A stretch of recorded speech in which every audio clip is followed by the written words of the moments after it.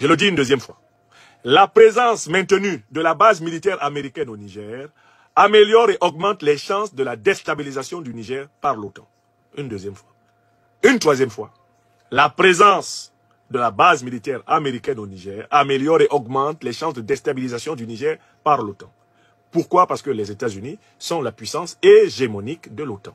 Écrivez ça. Moi, je me suis connecté pour dire ça.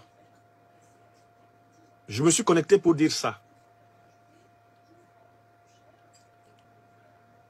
Et comme les gens aiment les preuves, et que vous êtes chez le docteur des preuves, quand Mohamed Bazoum a voulu s'évader, quelle est la puissance qui a été citée, qui devait lui envoyer un hélicoptère pour s'évader? Quand Mohamed Bazoum a voulu s'évader, quelle est la puissance? Quelles sont les puissances qui ont été citées pour avoir tenté d'organiser l'évasion? Il y en a deux. On a cité la France et les États-Unis. Oui ou non? Ce sont les autorités. N'est-ce pas? Quand Mohamed Bazoum a tenté son plan d'évasion, il voulait bénéficier de l'aide de qui? Il était question de l'aide de qui? Qui devait lui fournir les hélicoptères pour fuir? Il était question de Paris et de Washington. Je lis la presse. Je lis la presse. Je n'ai pas besoin que quelqu'un me dise, j'ai lu. D'accord? Donc, les caches d'armes des puissances otaniennes au Niger, il y en a et il y en aura encore toujours et toujours tant que la grande puissance de l'OTAN sera là. Écrivez ça. Ne fuyons pas la pluie pour aller nous cacher dans la rivière.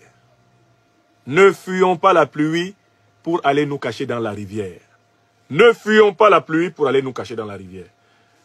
La villa au quartier Tchangare, ce n'est que la face visible d'un iceberg de déstabilisation qui est en prédisposition permanente dans le sol nigérien.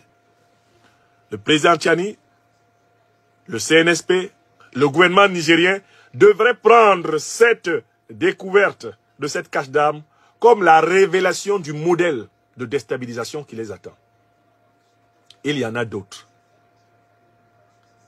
Et maintenant qu'on voit que vous avez la capacité de les découvrir, sachez que ça veut dire que les assaillants vont chercher à agir avant d'avoir été privés de leurs moyens d'action. Voilà ce que je voulais dire sur cette affaire.